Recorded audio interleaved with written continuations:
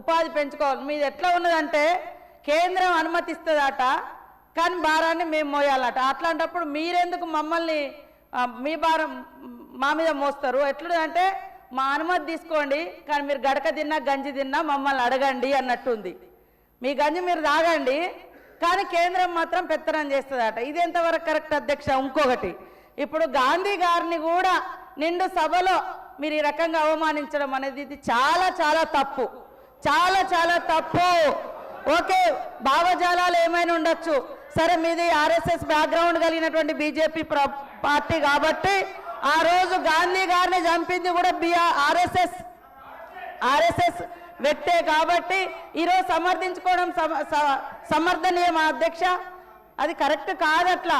గాంధీ గారికి వారు చేసిన త్యాగం ఉంది, వారు భావజాలం శాంతియుత భావజాలం, వారు కన్న కలలు గ్రామ స్వరాజ్యం అధ్యక్ష.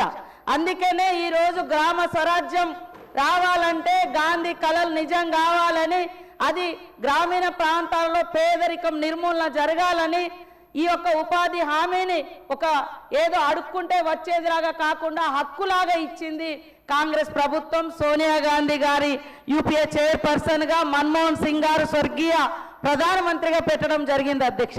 దయచేసి మా సోదరునికి నేను ఒకటే చెప్తున్నా, అందులో మీరు 125 రోజులు అంటున్నారు.